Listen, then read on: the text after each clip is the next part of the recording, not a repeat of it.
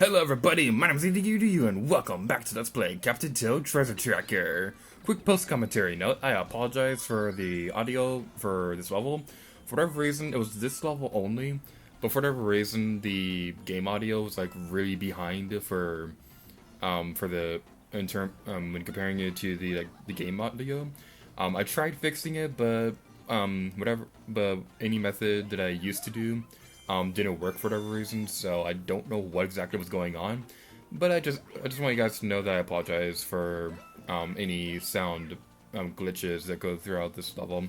It's only the first level. Everything else is perfectly fine for whatever reason, but just keep that in mind. Alright, so this first level, the hidden objective is to collect 70 coins. And I don't have a good history with this level because I would look everywhere to get the coins, but I would only get 60 of them, so I had no idea where to look for the other 10. What I did not know was that the Toad clone you get from the Double Cherry, speaking of which, we have a new power-up. The Double Cherry debuted in Super Mario 3D World, and how that works is that when you bump into it, you'll get a doppelganger that will follow you around and copy your every move to create puzzles like this, where you need to like move both of them at the same time, and just do awesome Double Cherry things. Back to what I was saying a moment ago, I don't have a great history with this level because I did not realize that if you took the Toad doppelganger to the very end without taking damage, because you will lose a Toad if you take damage. If you bring it to the very end without taking damage, you get an additional 10 coins. I did not know about this for the longest time. So I'd reach the end, and only get 60 coins, and be all like, oh my god, where are those other 10 coins? Where are they? I can't find them anywhere. So we need to bring the Toad over here, so that we can jump on top of this, side guy. Oh, and speaking of jumping, there is no jumping in this game. This is one of the very few Mario games where there are absolutely no jumping. So yeah, it's kind of a neat little gameplay mechanic that you're playing as a Mario character who cannot jump. The reason why this Toad in particular cannot jump, even though like Blue Toad, Yellow Toad, they can jump. The reason that Captain Toad can't jump is because the backpack he's carrying is super heavy, which makes it so he physically cannot jump. I don't understand how the blue and the red or the yellow Toads could jump in the first place, because they don't have legs. They just have feet. They don't have any legs.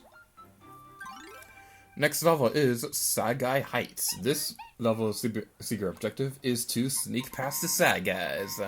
So we need to be careful with this because these guys are going to be roaming around this hedge maze, and if they spot you, you have to restart. Well, you don't have to restart, but if you're going for the secret objective, if they spot you, you do have to restart the level. You can defeat them. That won't affect the secret objective, but just keep in mind that if they see you, it's all over. One thing I actually kind of like about this place is that it reminds me of this one game I used to have for the Xbox. I had this game for the Xbox called Harry Potter and the Chamber of Secrets. It was a video game adaptation of a movie that was adapted from a book, so yeah. The game itself wasn't that great, looking back on it.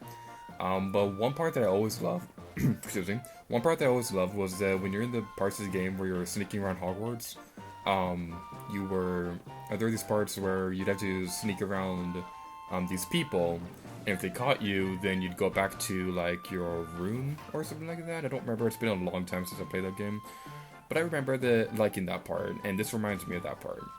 What you saw a moment ago with the red spinning wheel thingy-majigger of jigginess is that when you get near that, on the gamepad screen, there will be a red wheel that you can spin around on the touchscreen.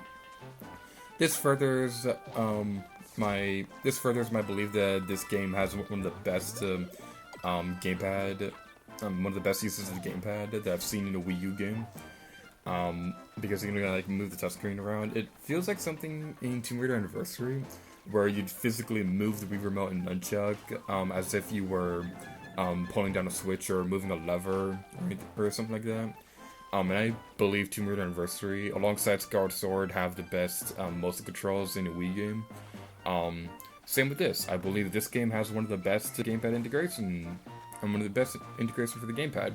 It's not the absolute best. I'd say that probably Super Mario Maker has that, because I love Super Mario Maker. I've made a ton of levels with that game, but I really love being able to just draw a line on the touchscreen and it's suddenly a level. That is awesome.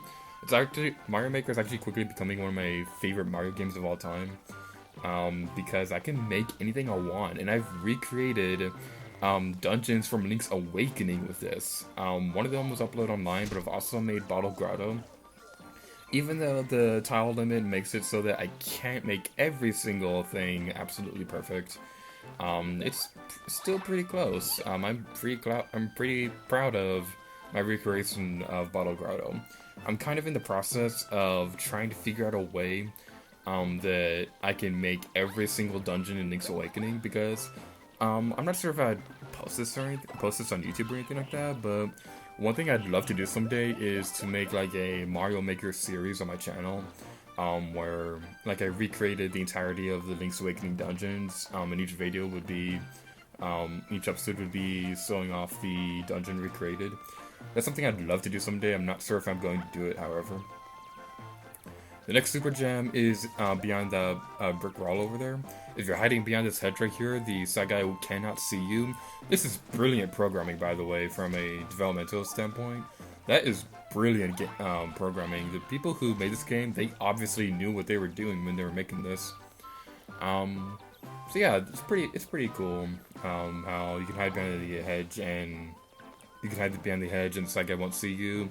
I'm pretty bummed that the turnip didn't destroy that side guy, but you know what? We're gonna use the super awesome power of the pickaxe! Destroy the side guys!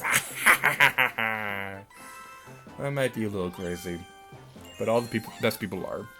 Also points if you get the reference. Anyway, we're gonna be going over here to avoid these side guys over here. This is probably I think this is the first level in this game where I legitimately thought that I had to defeat every single enemy to get the secret objective, but nope, that was not the case at all. You have to sneak past these guys. It is incredibly rude. Oh, by the way, in case you're wondering why you won't be able to see the secret, why you don't know what the secret objective is on the first playthrough, the reason for that is because when you're flipping through the book to select the levels, when you're flipping through the book, there is no way you can see what the secret objective is the first time you're going through the level. The only way you can see it is to beat the level, and then it displays it. If you beat the secret objective without it appearing, then it does still count, so don't think that you have to go through these levels twice. Excuse me, voice crack. Don't go thinking that you have to go through these levels twice. What you could do is that you could go through the level as quickly as you could. I don't recommend that, and because the only reason I would recommend that is so you can see what the secret objective is before you go 100% the level. But now we've 100% Side Guy Heights, so next we're going to go inside Spinwheel Library. Take him to the library. I was going to get that reference. I'm so hoping somebody out there gets that reference because that was such a good movie. Okay, this level right here, this has one of the jerkest pixel toad locations. It's one of those where it's so easy to find. Well, it's not easy to find, it's so hard to find, but after you find it, you're like, oh, you are kidding me, it was right there all along. Anyway, that blue toad right there with the glasses, he will be, whenever you see him, most of the time he will give you a super gem. If you saw that blue dot on screen, then that was just me looking around the gamepad to search for anything hidden, because you can also use the touchscreen to see hidden coins and hidden golden mushrooms and things like that. Also, speaking of golden mushrooms, that is the hidden objective for this level. The hidden objective is to find the golden mushroom. One thing I want to say about the production of these videos is that there isn't a way that I can actually practice for these videos before I play the game. Because the way this game works, the save file in the system is so weird. The save file in this game, how it works is that it's one save file per profile on the Wii U. And objectively, I could make another profile on the Wii U and just not connect it to like a Nintendo network or anything like that. But the thing with that is that there is you can only really play these areas. You can only have one save file to work with, and I don't really feel like making another profile to just like a practice for these videos. So yeah, you're probably gonna be seeing me be more forgetful about these levels than usual, especially towards the end of the Let's Play. When we get further into the game and it just becomes harder in general to remember where everything is. But anyway, before we end off this video, we're gonna be going inside this place. This is Coins Galore! Whenever I do think of Amiibo, I do this thing where if I get like a bunch of them at the same time, I'll be all like, Amiibo Galore! Alright, Coins Galore, how they work is that you can go inside one of two levels. I will only be showing these twice. Once for each power-up that you can possibly get. I probably won't be able to get every single coin. I highly doubt that I'll be able to do that. But there's still some fun little areas that you can do. And we're going to be seeing a bunch of these throughout the game.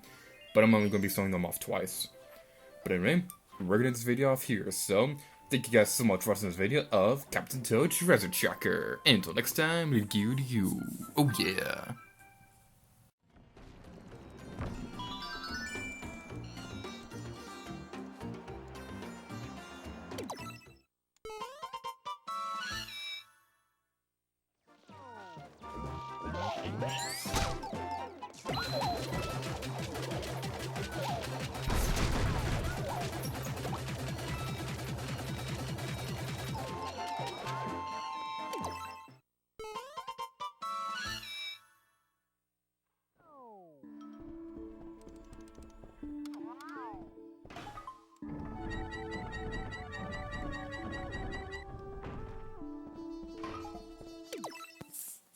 This Pixel Toad is a jerk!